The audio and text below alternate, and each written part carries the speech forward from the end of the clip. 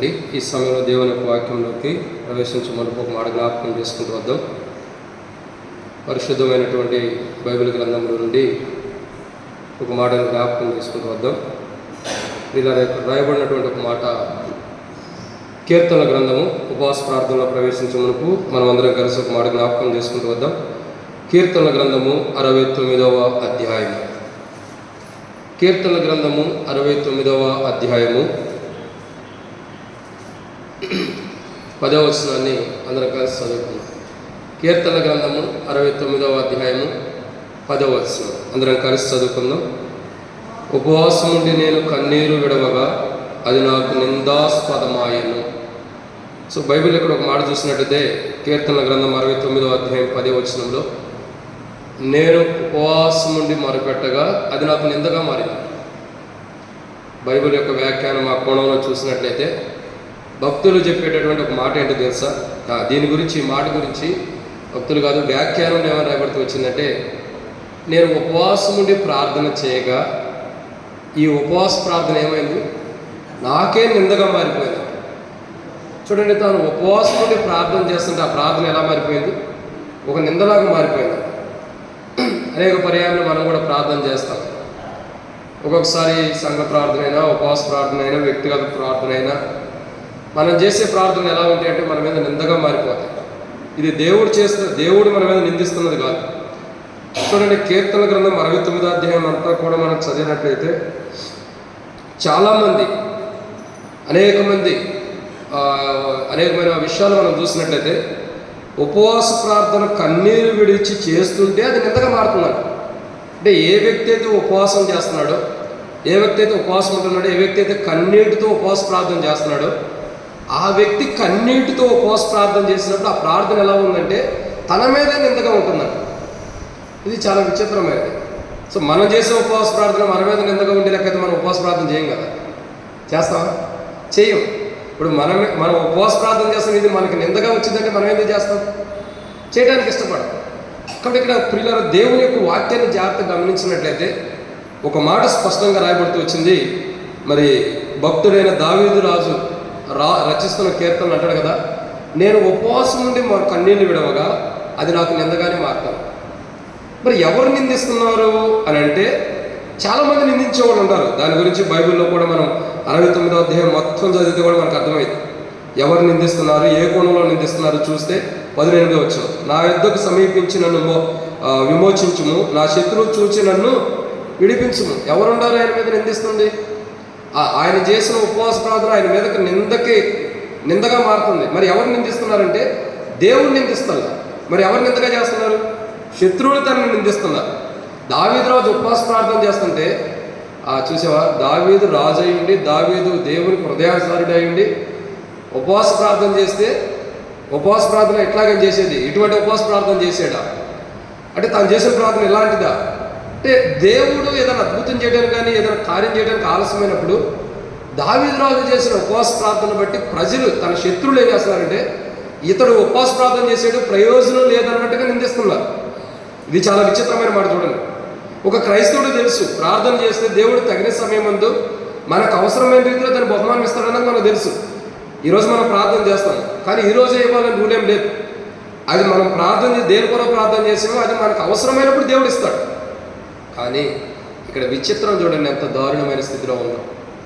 చాలామంది శత్రువులు ప్రార్థన చేస్తుంటే అది నిందగా మార్చేస్తున్నారు. ఏం చేస్తున్నారండి? నింద. వాళ్ళు దావీదు రాజు ప్రార్థన చేస్తున్నాడు, ఉపవాసం నుండి కన్నీరు కాచి ఉపవాసం నుండి ప్రార్థించగా ఆ ప్రార్థన ఎలా ఉందంటే తన మీదే నింద వేసేటట్టు వచ్చేసిందండి. ఎటువంటి స్థితిలో దావీదు రాజు ప్రార్థించిన శత్రువులు తనని నిందిస్తున్నారు. ఇంకా చూసినట్టయితే ఎవరో తెలుసా, విచిత్రంగా ఉంటుంది. 12వ వచనం చదవండి, గుమ్మములో కూర్చున్నవారు నన్ను గురించి మాట్లాడుకుందరు, త్రాగుబోతులు నన్ను గురించి పాటలు పాడుదురు. మరి ఎవరు నిందిస్తున్నారు? ఒకటి శత్రువులు దావీదు రాజు ఉపవాస ప్రార్థన చేస్తుంటే దావీదు రాజు నిందిస్తున్నారు. రెండు, ఎవరు నిందిస్తున్నారు? త్రాగుబోతులు అంట. త్రాగుబోతులు దావీదు రాజు ఉపవాసం నుండి ప్రార్థన చేస్తుంటే దావీదు రాజు బాగానే ప్రార్థన చేసేదని నిందిస్తున్నారు. తాను కన్నీరు విడిచి ఉపవాస ప్రార్థన చేస్తుంటే, తన కన్నీటితో ఉపవాస ప్రార్థన దేవుని సన్నిధిలో చేస్తుంటే శత్రువులు కానీ త్రాగుబోతులు కానీ ఏమనుకుంటున్నారు? నింద వేస్తున్నారు. ఆ చేసే ఉపవాస ప్రార్థనే ఒక నిందలాగా మారుస్తున్నారు. ఇంకా చాలామంది ఉన్నారు. బైబిల్లో చెప్పాల్సింది ఏంటంటే ఆయన ఉపవాసం నుండి ప్రార్థన చేయగా ఆ ఉపవాస ప్రార్థన తన మీద నిందకు రావడాన్ని ఎవరు నిందిస్తున్నారు? తన ఉపవాసం నుండి కన్నీరు విడుస్తున్నారు, తన మీద ఎవరు నింద వేస్తున్నారంటే ఒకటి శత్రువులు, రెండోగా చూసినట్టయితే త్రాగుబోతులు, ఇంకా చాలామంది ఉన్నారు. వాళ్ళందరి గురించి చెప్పుకుంటే పోతే చాలా టైం ఉంది. 69వ కీర్తన మొత్తం చదివితే మనకు అర్థమైంది.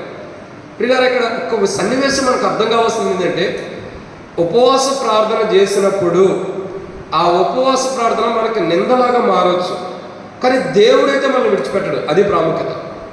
త్రాగుబోతులు అనవచ్చు. చూడండి, ఒకసారి మనం బయటకు వెళ్తాం, ఉపవాస ప్రార్థన చేసి లేదా ఏదైనా ప్రార్థన చేసో బయటికి వెళ్తాం. బయటకు వెళ్ళిన తర్వాత మనకు తెలిసిన స్నేహితులు త్రాగుబోతులు, తిరిగిపోతులు ఉండొచ్చు, లోకస్తులు. వాళ్ళు ఏమంటారు? ఇలా మీ దేవుడు, నువ్వు నిజంగా ప్రార్థన చేస్తే నీ ప్రార్థన ఎందుకు ఆలకిస్తలా? ఒక బహుశా గర్భఫలం లేదు. దేవుడు నిజంగా మీ దేవుడు నిజమైన వాడైతే, లేదా నీ ప్రార్థన నిజంగా దేవుడు అంటే నీకు గర్భఫలం ఎందుకు ఇవ్వలేదంటారు. లేదంటే కొంతమంది అడుగుతారు, నిజంగా మీ దేవుడు నిజమైన వాడైతే లేదా గొప్పవాడైతే నీ పిల్లలు చెడిపోయి ఉంటే వాళ్ళు ఎందుకు బాగు చేయలేదంటారు. ఇంకేమంటారు? అయ్యా, నిజంగా నీ దేవుడు గొప్పవాడైతే నువ్వు ఇల్లు లేక బాధపడుతుంటే నీకు ఇల్లు ఎందుకు ఇవ్వలేదంట. నిజంగా నీ దేవుడు గొప్పవాడైతే నీకు జాబ్ కావాలి, కానీ ఆ జాబ్ ఎందుకు ఇవ్వలేదంట. అంటే మనం ఉపవాస ప్రార్థన నువ్వు ఎంతగా చేస్తున్నావే, నీ దేవుడు ఏం చేసాడని నిందిస్తారు. మనం చేసే ఉపవాస ప్రార్థన నిందగా మారుతుందన్నది ఇదే కోణం. ఇటువంటి కోణంలో అంటే దేవుడు ఎప్పుడు ఇస్తారన్నది మనకు తెలుసు. తగిన సమయం ఆయన బలిష్టమైన చేతుల కింద మనం అణిగిమణికున్నప్పుడు తగిన సమయమైన ఆయన బహుమానం ఇస్తాడు. కానీ అది అన్యులకు తెలియదు. త్రాగుబోతులకు కానీ, అన్యులకు కానీ, శత్రువులకు కానీ ఆ యొక్క అనుభవం తెలియదు. తద్వారా వాళ్ళు ఏం చేస్తారు? మనం చేసే ఉపవాస ప్రార్థన బట్టి మనం నిందించే వారు ఉంటారు. మన ఉపవాస ప్రార్థనే మన మీద నిందగా మారుతారు. అయితే దేవుడు నిందగా మార్చట్లా, మన చుట్టుపక్కల ఉన్నవారే మనం చేసిన ఉపవాస ప్రార్థన బట్టి నిందగా మారుస్తున్నారు. కానీ దాని విషయంలో మనం డౌట్ పడాల్సల్లా, నిరుత్సాహం అనేది ఉండకూడదు. దావీదు రాజుకి అసలు అది ఏం లేదు. దావీదు రాజు యొక్క జీవితంలో ఉపవాస ప్రార్థన చేస్తున్నాడంటే కన్నీరు విడుస్తున్నాడు, కన్నీటితో ప్రార్థన చేస్తున్నాడు. అయినా శత్రువులు ఎన్ననుకున్నా, అన్యులు ఎన్ననుకున్నా, త్రాగుబోతులు ఎన్ననుకున్నా, ఎవరు ఎన్ని మాటలన్నా తాను ఉపవాస ప్రార్థన మట్టుకి ఆపల. ఎందుకు? తన ప్రార్థన ద్వారా దేవుడు జవాబిస్తాడన్న సత్యాన్ని దావీదురాజు తెలుసుకోగలుగుతూ వచ్చాడు. ఆ సత్యం ప్రకారమే దావీదురాజు ప్రార్థన చేస్తూ వస్తున్నాడు. ఈరోజు ప్రియులారా, మనం దేవుని సన్నిధిలో ఉపవాస ప్రార్థన చేయడానికి వచ్చిన మనం అనేక మంది మనం చేసే ఉపవాస ప్రార్థన బట్టి మనం నిందించవచ్చు. మనం చేసిన ఉపవాస ప్రార్థనే మన మీదకి నిందకంటే త్రాగుబోతులు కానీ, శత్రువులు కానీ, అన్యులు కానీ, లోకస్తులు కానీ మనం చేసిన ప్రార్థన బట్టి మనం నిందించవచ్చు. కానీ ఒకటి మటుకు వాస్తవం, మనం చేసే ప్రార్థన దేవుడు వింటాడో సమాధానం ఇస్తాడు. అయితే దావీదురాజు యొక్క జీవితంలో దావీదురాజు ప్రార్థన చేస్తే కన్నీరు గారిస్తే ఉపవాసం ఉండి నిందగా మారుతుంది. అసలు దావీదురాజు ఎటువంటి పరిస్థితుల్లో ఉండి ప్రార్థన చేస్తున్నాడో తెలుసా? వాస్తవానికి అటువంటి సిచ్యువేషన్ ఉన్నప్పుడు ఎంత క్రూరుడైనా, ఎంత భయంకరుడైనా, ఎటువంటి నరహత్య చేసేవాడైనా అటువంటి సిచ్యువేషన్ ఉన్నప్పుడు నిందగా మార్చాడు ఆ విషయాన్ని. కానీ చూడండి, దావీదురాజు ఎటువంటి పరిస్థితుల్లో ఉండి ఉపవాస ప్రార్థన కన్నీరు గారుస్తున్నాడు, అటువంటి పరిస్థితుల్లో ఉండి ఆ ప్రార్థన తనకు నిందగా వస్తుంది. కానీ దావీదురాజు కాబట్టి ఆ భరించగలిగాడు. కాబట్టి మనలాంటి వారైతే భరించలేదు. సంఘంలో కూడా దావీదు అని పేరు పెట్టుకుంటాం, ఉండాలి ఎవరైనా దేవుడి వల్ల. కానీ అది మనం భరించగలుగుతామా? భరించలేదు. చూడండి, ఎందుకంటే కొన్ని విషయాలు ఏంటంటే అవి కొంతమందికే దేవుడు అనుమతిస్తూ వచ్చాడు, కానీ వాటిల్లో మనం పాలు పంపులు పొందాలనేది దేవుని ప్రణాళిక. అయితే ప్రియులారా, ఇక్కడ ఒక వాక్యాన్ని చూద్దామండి. ఈ మాట ఈరోజు ఉపవాస ప్రార్థనలో దావీదురాజు ఎటువంటి పరిస్థితుల్లో ఉండి ఉపవాస ప్రార్థన చేశాడు అన్నది మనం కొన్ని విషయాలు చూడకమునకు ప్రభు నడిపి కొరకే చిన్న ప్రార్థన. మమ్మల్ని మిక్కిలికి ఎక్కువగా ప్రేమించిన ప్రియ పరలోకపు తండ్రి, పరిశుద్ధుడైన దేవ, మీకు స్తోత్రములు. ఎత్తబడుతున్న వాక్యం మీరు కట్టి ఫలింపు చేయండి. ఇస్తున్న మాటలు కూడా దీవించండి. శత్రు సిగ్గు మీకు మహిమ తెచ్చుకోమని నాతో మీరు మాట్లాడండి. నిలబడేవాడిని నేను, నిలబెట్టేది మీరు. మాట్లాడేవాడిని నేను, మాట్లాడించేది మీరు. నాలో ఆత్మనప్పటికి ఆత్మను అభిషేకించేది మీరు. ప్రజలు మీ వారు వాక్యం మీద నేనైతే నిష్ప్రయోజకమైన వాడిని. దాసుడు యజమానుడు వైపు చూస్తున్నట్లు, దాసులు యజమానుల వైపు చూస్తున్నట్లు నా కళ్ళు మీ వైపు వీక్షిస్తాను. మీరే సహాయం గురించి మహిమ పొందండి. ఇక్కడికి ఎందుకు కూర్చున్నాను? ప్రజలకి వాక్యం అందిస్తానికి నేనైతే యోగ్యుని కాను. మీ వాక్యం వెలుగులో నాతో మాట్లాడి అక్కడ తీర్చమని, మీ యొక్క వాక్యం మా ఎడల వెదజల్లి మీరు మహిమ పొందమని మేము ఎట్లా ప్రార్థించాలో దావీదురాజులాగా మేము కూడా అటువంటి సిచ్యువేషన్ ఉండ మా ప్రార్థన మా మీదకు నిందగా వస్తున్న మా ఉపవాస ప్రార్థన మేమైతే పట్టుదల కలిగి, ధైర్యం కలిగి నిలబడి ప్రార్థించాలి. సిద్ధపరచమని, మాతో మాట్లాడమని, బలహీనుని నన్ను మీరే బలపరిచి వాడుకోమని ప్రభువైన యేసుక్రీస్తు నామమున పేరట విశ్వాసంతో స్తుతించి ప్రార్థించి అడిగట్టుకున్నాం తండ్రి. ఆమేన్. ఒక మాట చదువుదారండి. దావీదురాజు ఎటువంటి పరిస్థితుల్లో ఉండి ఉపవాస ప్రార్థన చేస్తున్నాడు? ఆ ఉపవాస ప్రార్థన తనకి నిందగా మారుతూ వచ్చింది. కానీ దావీదు రాజు ఎటువంటి పరిస్థితిలో ఉండి ఉపవాస ప్రార్థన చేస్తున్నాడంటే కొన్ని విషయాలు ఉన్నాయి. రండి, దాంట్లో మొదటి మాట చూసినట్టయితే కీర్తనల గ్రంథము 69వ అధ్యాయం. కీర్తనల గ్రంథము 69వ అధ్యాయం 2వ వచనం. కీర్తనల గ్రంథం 69వ అధ్యాయం 2వ వచనం చదవగలుగుతారు ఎవరైనా? దొంగ ఊబిలో నేను దిగిపోయుచున్నాను,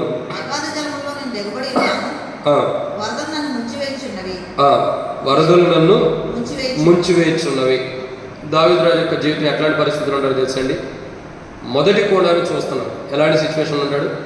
వరదలు తనను ముంచేస్తున్నాడు. చూడండి ఎంత భయంకరమైన స్థితిలో ఉంటాడు. వరదలు దావీదు రాజును ముంచేస్తున్నాయి. ఎలా ముంచేస్తున్నాయి? ఎలాగంటే అసలు ఆయన నిలవబడతానికి కూడా అవకాశం లేనంతగా ముంచేస్తున్నాయి. దావీదు రాజు యొక్క స్థితిగతిలో చూడండి, ఎలాంటి స్థితిలో, ఎంత భయంకరమైన స్థితిలో ఉంటాడు చూడండి.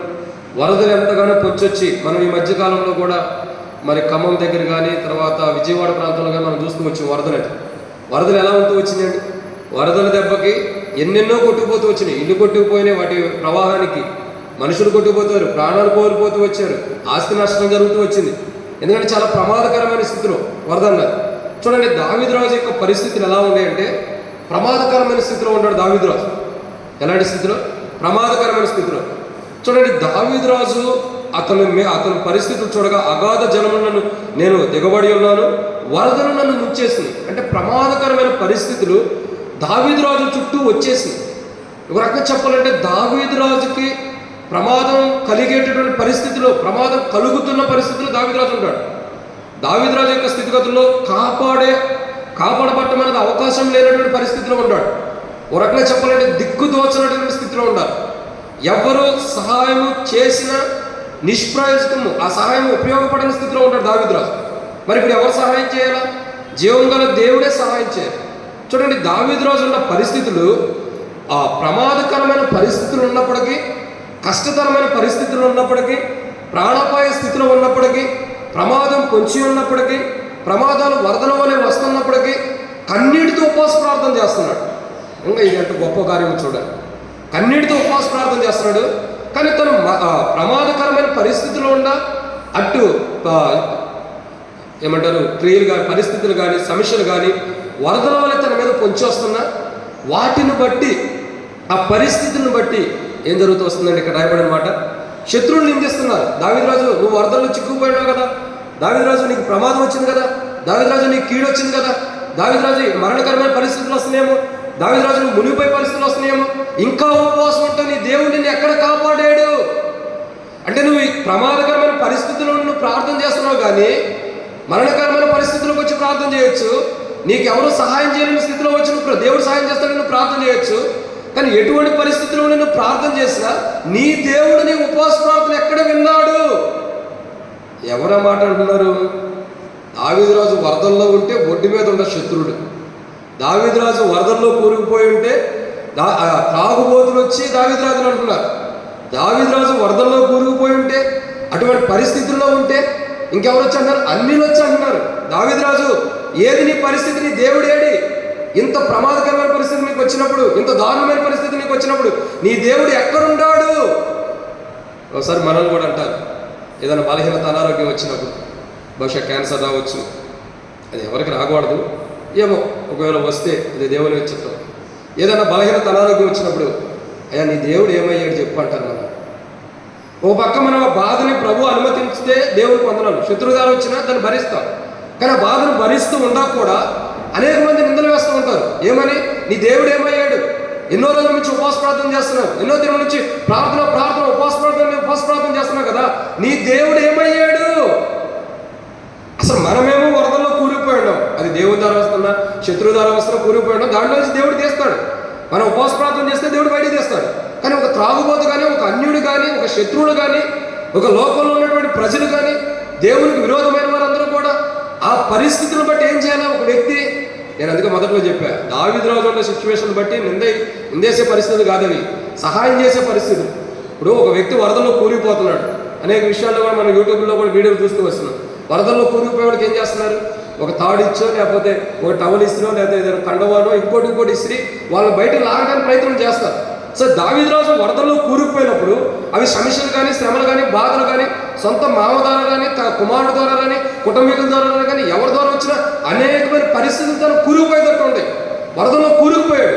ఈ సమయంలో పక్కనున్న శత్రువులైనా సరే ఏం చేయాలా? సహాయం చేయాలి. కానీ ఏం చేస్తున్నారు?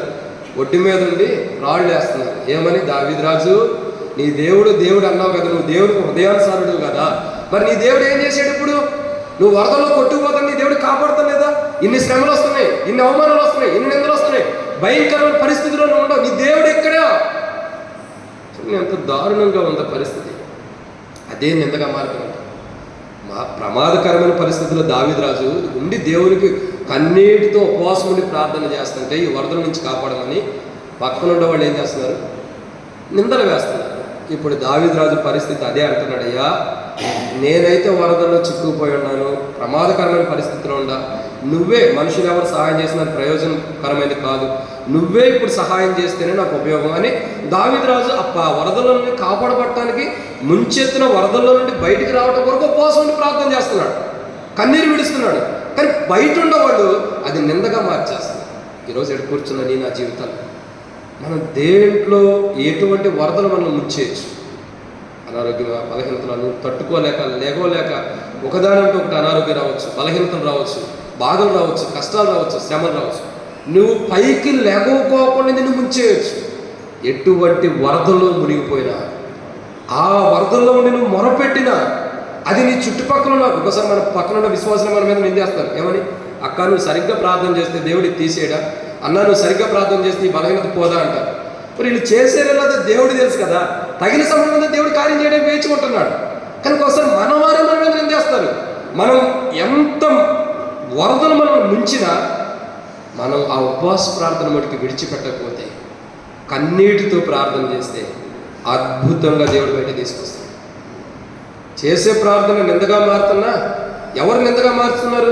దేవుడు కాదు, శత్రువులు నిందగా మారుస్తున్నారు, అన్యులు నిందగా మారుస్తున్నారు, అయిన వారిని నిందగా మారుస్తున్నారు, త్రాగుబోతులు నిందగా మారుస్తున్నారు. కానీ దేవుడైతే ఆ ముంచబడుతున్నటువంటి వరదలో నుండి బయట తీసుకురావడానికి ఇష్టపడుతున్నాడు. అందుకే దావీదు రాజు ఎంతమంది ఎన్ని అవమానించి ఎన్ని చేసినా ఉపవాస ప్రార్థన బట్టి కన్నీటి ప్రార్థన విడిచిపెడతల్లా. నిజంగా ఒక కన్నీటి ఉపవాస ప్రార్థన మనకు నిందగా మారుతున్నా ఎన్నో ప్రమాదకరమైనవి మనం ముంచుతున్న వాటిలో నుంచి బయట తీసుకొచ్చింది. ఉపవాస ప్రార్థనకి అంత బలం ఉంది. ఇక రెండో విషయం చూద్దానండి. సమయంలో త్వరగా ముగించేయమన్న డబ్బులు కూడా క్లుప్తంగా ముగించేద్దామండి. ఆరంభించిన ఏంటైంది? కీర్తనల గ్రంథం 69వ అధ్యాయం 19వ వచనం. కీర్తనల గ్రంథము 69వ అధ్యాయం 19వ వచనం. నిందయు సిగ్గును అవమానమును నాకు కలిగినని నీకు తెలిసి ఉన్నది. నా విరోధులందరూ నీకు కనబడుచున్నారు. నిందకు నా హృదయం బదలాయను. చాలు. కాబట్టి ఇక్కడ చూస్తున్న రెండో మాట, నిందయు సిగ్గును అవమానమును నాకు కలిగను. ఇప్పుడు దావీదు రాజు యొక్క జీవితంలో మనం చూస్తున్న రెండో సందర్భము 20వ వచనంలో క్లియర్గా ఉంది. ఏమని వచ్చింది? నిందకు నా హృదయము బదలాయను. దావీదు రాజు ఎటువంటి సిచ్యువేషన్ ఉంటాడు చూడండి. తాను ఉపవాసముడి ప్రార్థన చేస్తుంటే, తాను భయంకరమైన పరిస్థితుల్లో ఉంటే, ఆ పరిస్థితుల్లో లేనటువంటి వారు, అంటే ఒడ్డు మీద ఉండేవారు దావీదు రాజు మీద నిందలేస్తుంటే, ఆ నిందలకి దావీదు రాజు యొక్క హృదయం కూడా బద్దలైపోయింది. అంటే ఎటువంటి పరిస్థితిలో దావీదు రాజు ఉన్నాడు గమనించాలి. ఎంత దారుణమైన స్థితిలో దావీదు రాజు ఉన్నాడు. ఇటువంటి అంటే హృదయమే ఒక వ్యక్తికి బద్దలైపోయే పరిస్థితిలో ఒక వ్యక్తి ఉన్నాడంటే, ఆ వ్యక్తిని మనం ఏం చేయాలి? దగ్గర తీసుకుని ఆదరించాలి. ఆ వ్యక్తి ఉపవాస ప్రార్థన చేస్తుంటే, ఆ వ్యక్తి కన్నీటి విడిచి, అయ్యా నా హృదయం బద్దలవడానికి ఈ నిందలు నా మీద ఉండే దేవుని సన్నిధిలో ప్రార్థన చేస్తుంటే, ఈ నిందలు పోవడానికి కానీ లేదా బద్దలైపోయిన హృదయం మరలా తిరిగి సమకూర్చబడటానికి దావీదు రాజు ప్రార్థన చేస్తుంటే, అనేకులు ఏం చేస్తున్నారండి? ఉపవాస ప్రార్థన దాన్ని చేసి ఉపవాస ప్రార్థనని నిందగా మార్చేస్తున్నారు. నీ దేవుడు ఏడి? నిజంగా నీ దేవుడు ఉంటే నీ హృదయం ఎందుకు బద్దలైపోయింది? ఇన్ని నిందలు నీ మీద పడుతుంటే నీ దేవుడు ఎందుకు కాపాడతలేదు? ఎన్నో నిందలు నీ మీదకి ప్రవహిస్తున్నాయి. ఈ నిందలోనే అవమానాలు కూడా వచ్చేస్తున్నాయి. దావీదు రాజు ఎన్నెన్నో అవమానాలు, ఎన్నెన్నో నిందలు, వీటన్నిటిని బట్టి దావీదు రాజు యొక్క హృదయం బద్దలైపోయింది. అంటే ఒక మనిషి పూర్తిగా నలిగిపోయాడంటే సాదృశ్యం. పూర్తిగా అందుకే విరగొట్టబడిన అనుభవంలోకి వచ్చేసాడు దావీదు. నలగొట్టబడిన అనుభవంలోకి దావీదు వచ్చేసాడు. ఎవరి ద్వారా వచ్చాడు?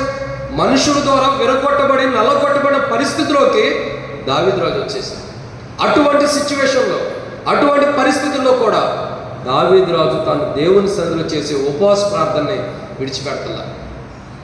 ఎటువంటి పరిస్థితులు తనకు ఎదురైనప్పటికీ, హృదయమే బద్దలైపోయే పరిస్థితులు తన జీవితంలో ఉండ, హృదయం బద్దలైపోయే పరిస్థితులు, అటువంటి అనుభవాలు తన జీవితంలోకి వచ్చిన ఉపవాస ప్రార్థనలు అయితే విడిచిపెట్టాలి.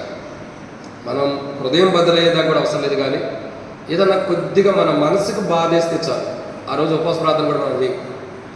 ఆ రోజు ఉపవాస ప్రార్థన చేయడం కూడా కష్టమే, ప్రార్థనకు రావడం కూడా కష్టమే, ప్రభు సన్నిధిలో ఉండటం కూడా కష్టమే. ఎందుకంటే ఈరోజు నాకు బాధ వేసింది. కొంతమంది ఊరకనే కూడా అలిగే వాళ్ళు ఉంటారు. మందిరంలో ఏదైనా విషయంలో ఏదైనా మనకు చేయకపోతేనే, ఏదైనా ఇవ్వకపోతేనే, ఇంకోటి లేకపోతే ఊరకనే అలుగుతూ వస్తారు. తద్వారా ఏంటి, దేవుని సన్నిధికి రావడం కూడా వెనుకడిగేస్తారు.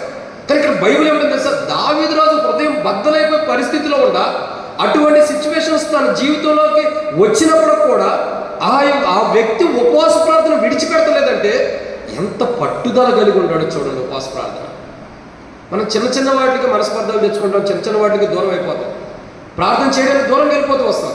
కానీ దావీదు రాజు యొక్క అనుభవం చూడండి, హృదయమే బద్దలైపోయి, అంటే మనిషి నలిగిపోయాడు, విరిగిపోయిన అనుభవం ఉన్నాడు. ఇంకా చెప్పాలంటే బద్దలైపోయిన స్థితిలో ఉన్నాడు. పేరుకు మాత్రమే బ్రతికున్నాడు, సమస్తం కూడా నల్లగొట్టబడి కృషించిపోతున్న అనుభవం ఉన్నాడు. కానీ దేవుని సన్నిధిలో ఉపవాస ప్రార్థన మనకి విడిచిపెడతారు. అనేకులు నిందిస్తున్నారు. చూడండి, వరదలు వచ్చి ముంచేసి ఆ మునుగుతున్న పరిస్థితుల్లో కూడా ఉపవాస ప్రార్థన చేస్తున్న కాపాడవలసిన వారే నిందేస్తున్నారు. తర్వాత హృదయం బద్దలైపోయింది అవమానాలు, నిందలు బట్టి. కానీ ఇటువంటి పరిస్థితుల్లో ఉన్న వ్యక్తిని ఆదరించాలి, తనకు పురుగోలుగా ఉండాలి, తనకు సహాయకరంగా ఉండాలి, తను బలపరచాలి. కానీ ఇటువంటి పరిస్థితుల్లో ఉన్న దావీదు రాజులు ఏం చేస్తున్నారు? అటువంటి పరిస్థితుల్లో దావీదు రాజు హృదయం బద్దలైపోయే పరిస్థితి నుండి ప్రార్థన చేసినా, ఉపవాస ప్రార్థన చేసినా అతను నిందిస్తున్నారు. అయినా దావీదు రాజు ప్రార్థన విడిచిపెడుతున్నారు. ఇది రెండో కోణం. మూడో విషయం చూద్దామండి. కీర్తన గ్రంథం 69వ అధ్యాయం 3వ వచనం. కీర్తన గ్రంథం 69వ అధ్యాయం 3వ వచనం. నేను మొరపెట్టుడు చేత అలసి ఉన్నాను, నా గొంతుక ఎండిపోయాను. ఇక్కడ చూస్తున్న మూడవ కోణాన్ని చూస్తున్నాం. ఏమంటాడు దావీదు రాజు? ఎటువంటి పరిస్థితులు ఉండదు తెలుసా?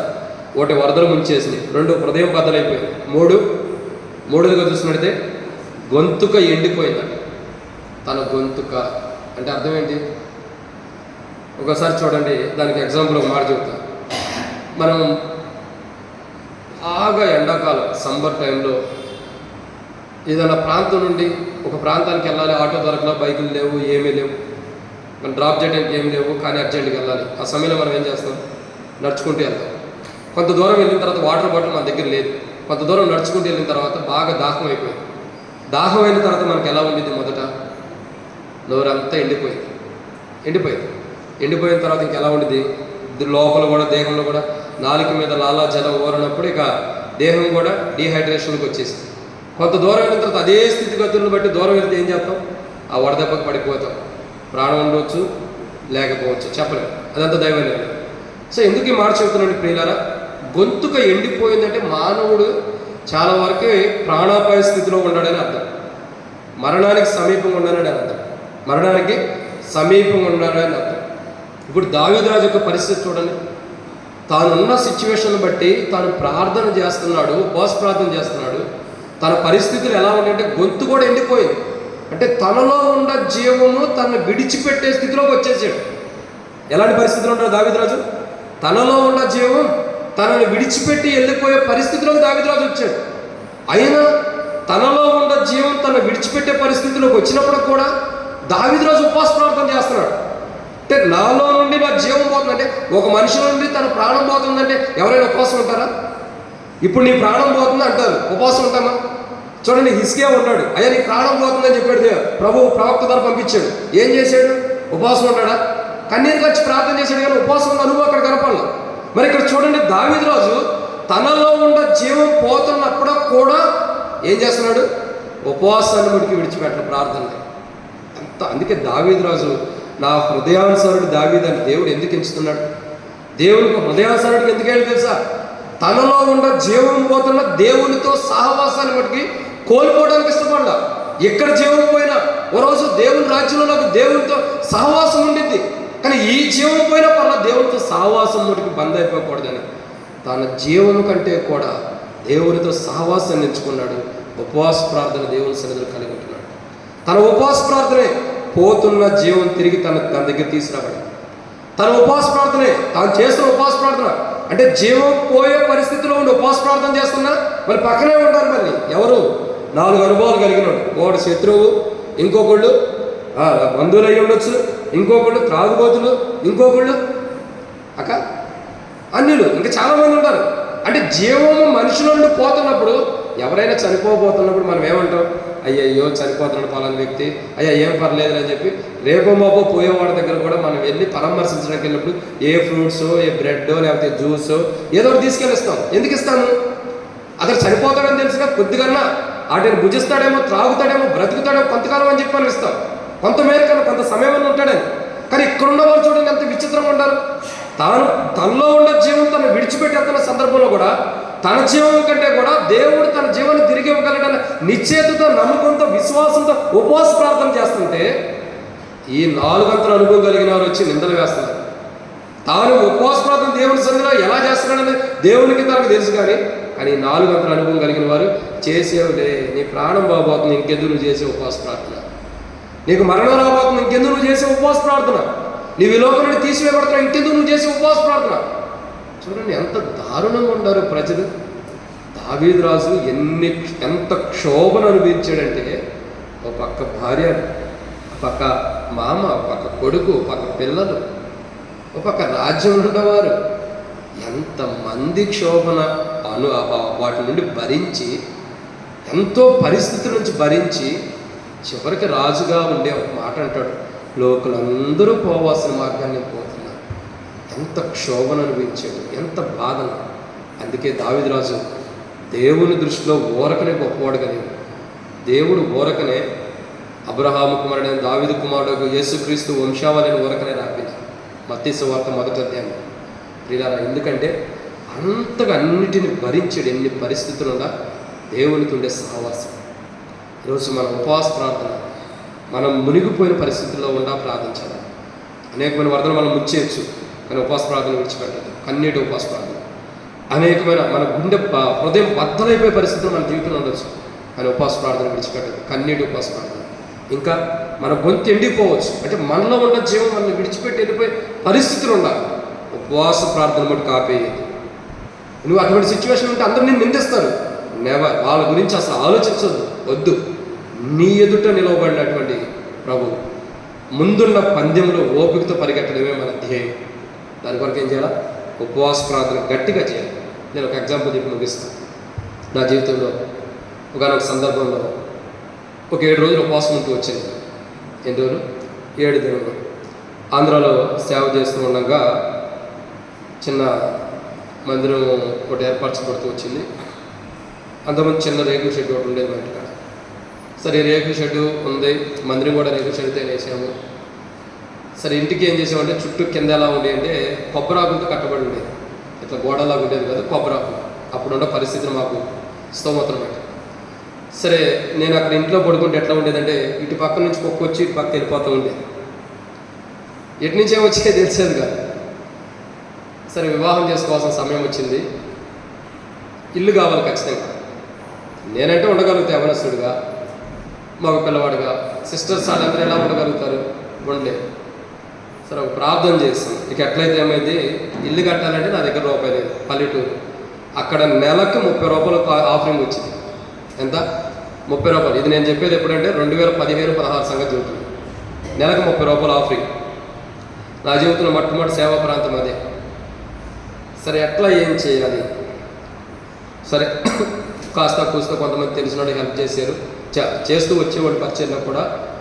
అదంతా కూడా వేరే దానికి వాడేసేసి పరిచర్య నిమిత్తమే బ్యాంక్ బ్యాలెన్స్ కూడా నిల్లుగా చేసేసి పూర్తి ఖాళీ చేసి ఇక దేవుని దగ్గర ఒక తీర్మానం చేసుకున్న, ప్రభా నా అకౌంట్లో రూపాయి లేదు, ఉండి నేను కూర్చుంటే నువ్వు సహాయం చేసినట్టు కూడా కాదు.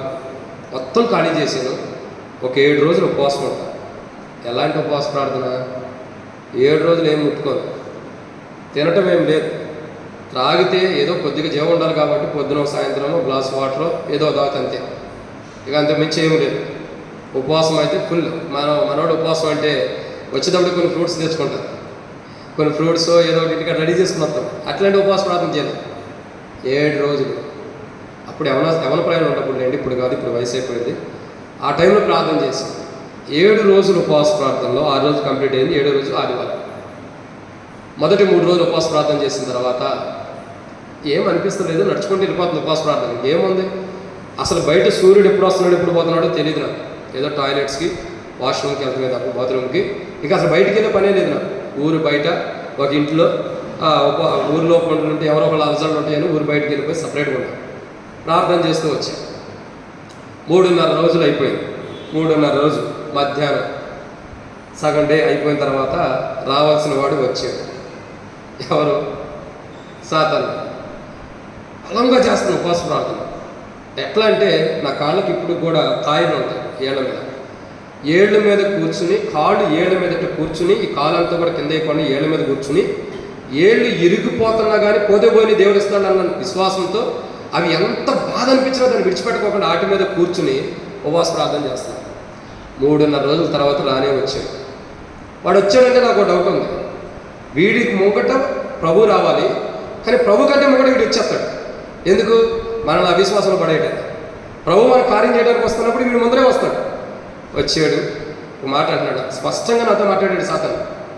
మీరు ఎప్పుడైనా సాతాను స్వరం విన్నారా? వాళ్ళు కుయుక్తిలో పడి ఉంటారు కానీ వాడు స్వరం వినుంటారు. వింటారులేండి కొంతమంది మందిరంలో కూర్చున్నప్పుడు. వాక్యం కూడా కొంత ఇక్కడ ఎన్ని చెప్పినా కానీ లోకాన్ని ఎక్కువ వింటారు కానీ దేవుళ్ళు అయ్యిందే. వాడు వచ్చి అన్నాడు, చాలు నువ్వు చేసిన ప్రార్థన నీ దేవుడు విన్నాడు, నీకు బహుమానం ఇచ్చేసేసాడు, అయిపోయింది నీ ప్రార్థన, ఇక ముగించేసి వెళ్ళిపో, నువ్వు అనుకున్న తీర్మానం అయిపోయింది. 7 రోజులు అవసరం, నువ్వు చేసిన ప్రార్థన 3.5 రోజులకి అయిపోయింది కదా, ఇక ముగిచ్చేయాలి. డౌట్ వచ్చింది. దేవుడు ఎప్పుడూ కూడా ఈ కోణంలో చెప్పడు కదా. ఒకవేళ ఆయన సమాధానం ఇస్తే నేను ఈ ప్రార్థన ఆలకించాను, నీవు అడిగినది నీకు ఇవ్వబడుతుందనో, లేకపోతే ఇంకో కోణంలో దేవుడు సమాధానం ఇస్తాడు కదా. ఇట్లా ఎందుకు వస్తుందంటే, ఓహో ఈడు ఆడేను, ఎవడు? సాతాను. అప్పుడు అన్న, చూడు అసలు నీకు నాకు సంబంధం లేదు, నేను నీ బిడ్డను కాదు, నా దగ్గరికి ఎందుకు వచ్చావు? నువ్వు ఇట్లాగే మాట్లాడుకున్నావు ఇద్దరం కూడా. నువ్వు ఎవడో నా దగ్గర రావడానికి, నువ్వు నా కొరకు స్వరక్తం కార్చలా, నువ్వు నా కొరకు చనిపోలా, నువ్వు నా కొరకు ప్రాణం పెట్టలా, అసలు నువ్వెవడో నా దగ్గర రావడానికి నీకు నాకు సంబంధం ఏంటి? నేను దేవుని బిడ్డను, నేను దేవునికి సంబంధించిన వాడు, ఆయన స్వరక్తం ద్వారా కడగబడిన వాడు, ఆయన బిడ్డను నేను, నాకు నీకు సంబంధం ఏంటి? అసలు నువ్వు నా దగ్గరికి ఎందుకు వచ్చావు? నీకు నాకు సంబంధం లేదే అని అన్నప్పుడు, ఇదిగో నీకు చెప్తున్నా చూడు, నా కోపం తెప్పించొద్దు, నువ్వు నా దగ్గర నుంచి వెళ్ళిపో. ఇట్లాగే మేము ఇద్దరు మాట్లాడుతున్నాం. నువ్వు వెళ్ళిపోతావు లేదా, నా దేవుడు నీ వెనకాల వస్తున్నాడు, నువ్వు వచ్చావంటే నా దేవుడు నీ వెనకాల ఉంటాడు, నాకు ఆశీర్వాదం ఇవ్వటాను. నువ్వు అడ్డు తప్పుకు నాకు నా దేవుడికి మధ్యలో నువ్వు ఉండొద్దని ఒక దాదాపు 45 మినిట్స్ దాకా మా ఇద్దరి మధ్యలో ఘర్షణ జరిగింది. నమ్మర్లేండి, సాతానుతో మాట్లాడానంటే ఎవరు నమ్ముతారు? ఇది నేను అనిపించాను కాబట్టి నేను చెప్పగలుగుతున్నా. ఈ డిస్కషన్లో 45 మినిట్స్ నన్ను శోధించాడు. ఆ తర్వాత వాడంతటికి వాడు వెళ్ళిపోయాడు. వాక్య వెలుగులో దేవుడు మాట్లాడాడు. ఇలా ఆ ఉపవాస ప్రార్థన అయ్యి తిరిగి లేచిన ఆదివారం రోజు లేచి దేవుని సన్నిధికి వెళ్ళిన తర్వాత అప్పుడు జరిగిన అద్భుతం ఏంటి సార్? ఆ రోజుల్లో ₹1,00,000 అంటే అద్భుతం. ఉపవాస ప్రార్థన అయ్యే లోపల నా అకౌంట్లో ₹1,00,000 దాకా వచ్చేసి ఎవరేసారో తెలియదు. ఆశ్చర్యం. ఒక ₹1,00,000 ఇల్లు కట్టాను, 1,00,000 7 రోజుల్లోనే మళ్ళీ ఇల్లు కంప్లీట్ చేసేసి, ఆ ఇంటి కోసం ఉపవాసం ఉంది, నాకు ఇల్లు కావాలి, పెళ్లి చేసుకోవాలంటే ఇల్లు కావాలి, నేను సేవ చేసే ప్రాంతంలో నిందలు ఉండకూడదు, ఇల్లు కావాలని చెప్పి ఉపవాస ప్రార్థన చేస్తే 7 రోజుల ఉపవాస ప్రార్థనకు ప్రతిఫలంగా 7 రోజుల్లోనే ఇల్లు కట్టేసాను. అద్భుతం. ఊరంతా షాక్ అయిపోయింది. ఈ పాస్టర్ గారి దగ్గర డబ్బులు లేవు, రూపాయలు లేదు, నెలకు 30-20 కంటే కానుకలు రావు, ఇల్లు ఎట్ట కట్టగలిగాడు? మళ్ళీ ఇల్లు కూడా చూస్తే హైలైట్గా ఉంటుంది. స్లాబ్ వేయలేదు కానీ రేగుతేనే కానీ హైలైట్. ఒక సిటీలో ఎలా ఉంటుందో అలా కట్టాం పల్లెటూరులో. అందరూ ఆశ్చర్యపోయారు. ఎందుకు చెప్తున్నానంటే, ఉపవాస ప్రార్థన మనం విడిచిపెట్టుకోకుండా ధైర్యంగా నిలబడితే, శత్రువులు ఎంతమంది ఎన్ని రాళ్ళు వేసినా కన్నీటి ఉపవాస ప్రార్థన మనం కొనసాగితే కొండలు కూడా బద్దలై వెళ్ళిపోతాయి. విశ్వాసకి అది సాధ్యం. ఆ జీవితంలో అదే సాధ్యం చేసిన దేవుడు మీ జీవితంలో సాధ్యం చేయలేడా? మరి ఇక్కడ ఇన్ని పరిస్థితులు ఎన్నో సమస్యలతో ప్రార్థన చేయడానికి వచ్చావు. వాటన్ని ఎందుకు సమాధానం రావట్లేదు, అవన్నీ ఎందుకు బద్దలవట్లేదంటే ఆ ఉపవాస ప్రార్థన కరెక్ట్ అయిన విధానం మనం చేయాలి. వాడు ఇది 3వ మాట. తనలో జీవం పోయే పరిస్థితులు ఉన్నప్పుడు కూడా దావీదు ఉపవాస ప్రార్థన విడిచిపెట్టాల. నిందిస్తున్నారు అందరూ, నిందలు వేస్తారు, ఆయన ఉపవాస ప్రార్థన విడిచిపెట్టాలి. అందుకే తన ప్రార్థన ప్రతిఫలం వచ్చింది. ఇది 3. 4వ విషయం చూద్దామండి. కీర్తనల గ్రంథం 69వ అధ్యాయం 3వ వచనం చివరిలో, నా దేవుని కొరకు కనిపెట్ట చేత నా కన్నులు క్షీణించిపోయాను. చూడండి, ఇక తన కన్నులే చూడండి క్షీణించిపోయిన స్థితిలో ఉన్నాడు దావీదు రాజు. కన్నులు కూడా క్షీణించిపోతున్నాయి. అంటే అర్థం ఏంటి? కళ్ళల్లో ఉన్న నీళ్లు కూడా ఇంకిపోతున్నాయి. ఆ కళ్ళలో ఉన్న నీరు కూడా ఏమైపోతున్నాయి? అయిపోతున్నాయి. ఇక నీళ్లు, కళ్ళలో నీళ్ళు అన్నది సహజంగా అయిపోవు, ఎప్పుడో ఒక సమయానికి ఆగిపోతాయి. కానీ దావీదు రాజు చేసే ప్రార్థనకి తన కళ్ళల్లో ఉన్న నీళ్లు కూడా అయిపోతున్నాయి. అంటే ఒక రకంగా చెప్పాలంటే తన దేహంలో నుండి వచ్చే నీరు కూడా అయిపోతుంది. అంటే ఎంతగా దావీదు రాజు ప్రార్థన చేస్తున్నాడు చూడండి, ఉపవాస ప్రార్థన. ఎటువంటి పరిస్థితిలో ఉండి ఉపవాస ప్రార్థన చేస్తున్నాడు.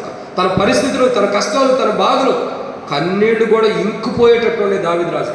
అయినా ఉపవాస ప్రార్థన విడిచిపెట్టల, పట్టుదలతో ప్రార్థన చేశాడు.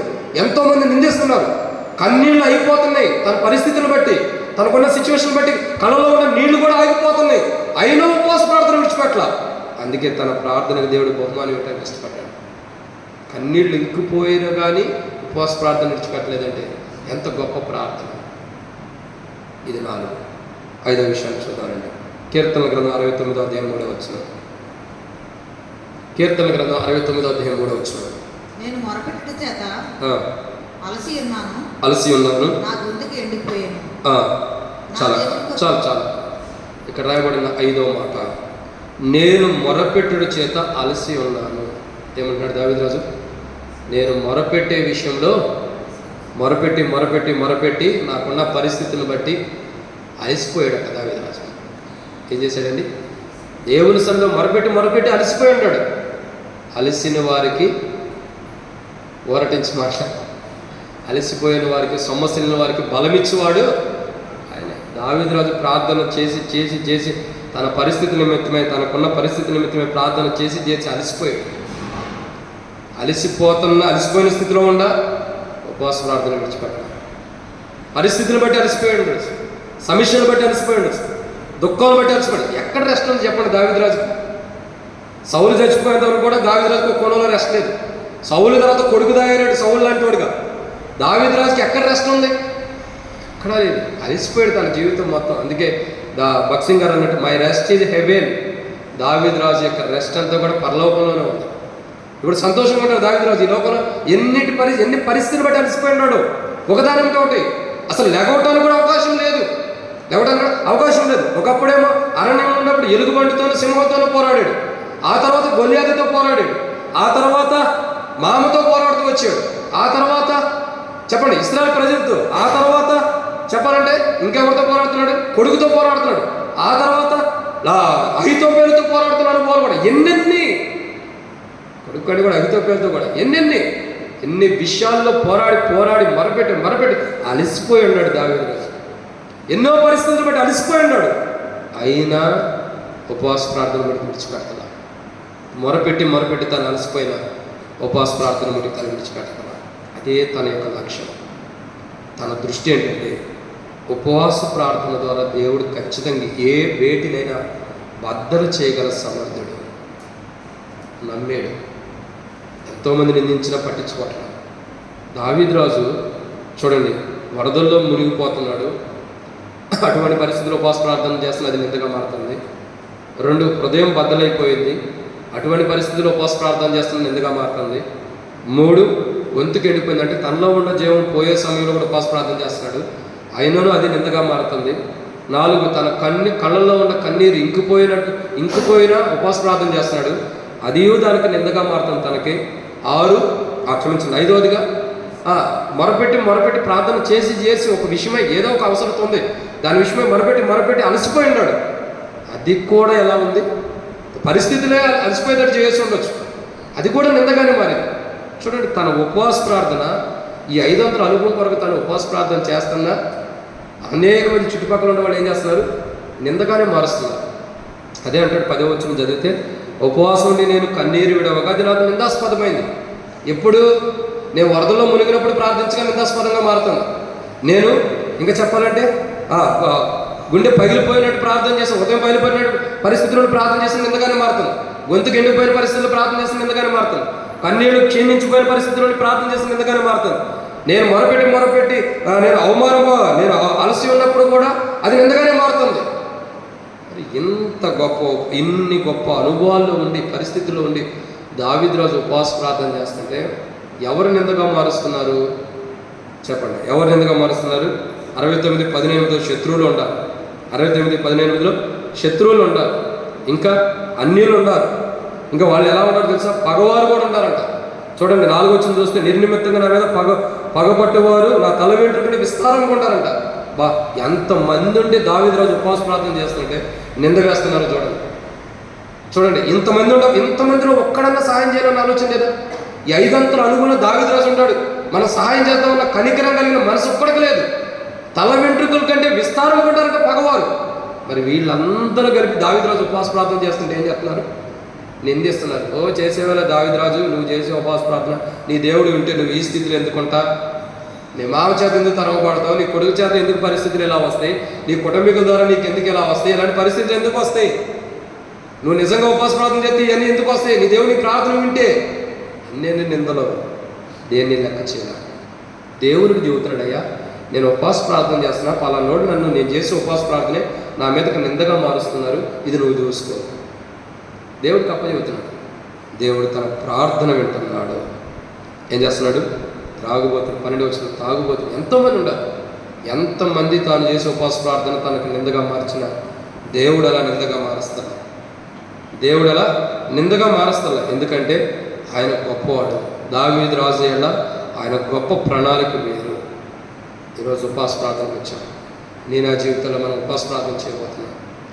ఏ పరిస్థితిని బట్టి నువ్వు వచ్చి ఉండొచ్చు, నీవైనా నేనైనా. కొన్ని పరిస్థితులు నేను ముంచేసి ఉండొచ్చు, కొన్ని హృదయం బద్దలైపోయే పరిస్థితులు ఉండొచ్చు, కొన్ని జీవం పోయే పరిస్థితులు ఉండొచ్చు, కొన్ని కన్నులు ఎన్నో దినం నుంచి ప్రార్థించిన ఆ కన్నీరు అంటే ప్రార్థించి క్షీణించిపోయి ఉండొచ్చు, అలసిపోయి ఉండొచ్చు. ఎటువంటి పరిస్థితుల్లో నువ్వు ఎక్కడికి వచ్చినా ఈరోజు నువ్వు చేసిన ఉపవాస ప్రార్థన భవిష్యత్తులో గత దినాల్లో జరిగిన ఉపవాస ప్రార్థన లాంటిది కాదు. ఈరోజు ఒక నూతనమైన పనులు, అద్భుతమైన రోజు ఈరోజు. ఈ ఉపవాస ప్రార్థన నీ జీవితంలో, నా జీవితంలో ఎన్నడూ చూడని ఒక మలుపు తిప్పే ఉపవాస ప్రార్థన, అమోఘమైన ఉపవాస ప్రార్థన. ఈరోజు ఈ ఉపవాస ప్రార్థన ద్వారా కొండలు కూడా బద్దలు చేయగల శక్తి దేవుడికి ఇస్తున్నాడు. ఈ వర్తమానం దేనికంటే ఒక పురుకొలుపు కోసం. దావీదు రాజే ఇలాంటి పరిస్థితులు ఉన్నప్పుడు ఉపవాస ప్రార్థన చేసినప్పుడు మనం మన పరిస్థితిని బట్టి భయపడకూడదు, వెనకడిగేయకూడదు, నిరుత్సాహపడకూడదు. ఏదైనా విశ్వాసం ఉండాలనేది మనకు నేర్పిస్తుంది. కాబట్టి ఎన్ని పరిస్థితుల్లో మనం ఉండాలి, ఏ పరిస్థితులు మనకు వస్తున్నా, బహుశా మీకు నాకేముండే మీకు తెలియదు, మీకేముండే నాకు తెలియదు. ఎటువంటి సిచ్యువేషన్లో మనం ఇక్కడ కూర్చున్నాం, అవిశ్వాసం మనకి రాలేదు. ప్రార్థన చేసి నువ్వు అలసిపోయి ఉండొచ్చు.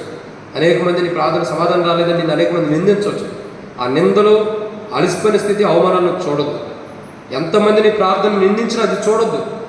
జీవము గల దేవుడు నీ ప్రార్థన చూస్తున్నాడు. దావీదు ప్రార్థన ఉన్న దేవుడు నీ ప్రార్థన.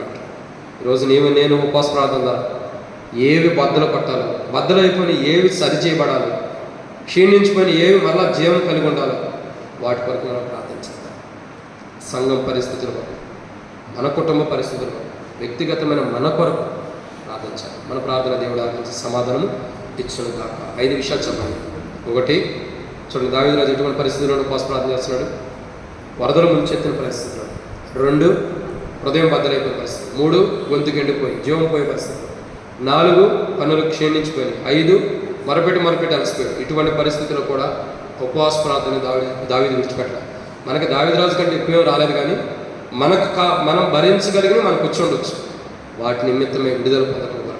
ఎటువంటి పరిస్థితుల్లో ఏ బాధతో నువ్వు వచ్చి ఉండొచ్చు, దాని నుండి ప్రేమ దేవుడు బిడ్డ, దాని నుండి నువ్వు విడుదల కలగాలంటే ఈరోజు కన్నీటి ఉపవాస ప్రార్థన వస్తుంది. దావీదు రాజు కన్నీటితో ఉపవాస ప్రార్థన చేస్తాడు. ఎంతమంది నిందగా మార్చినా అది దేవునికి ఆశీర్వాదంగా మారుస్తాడు.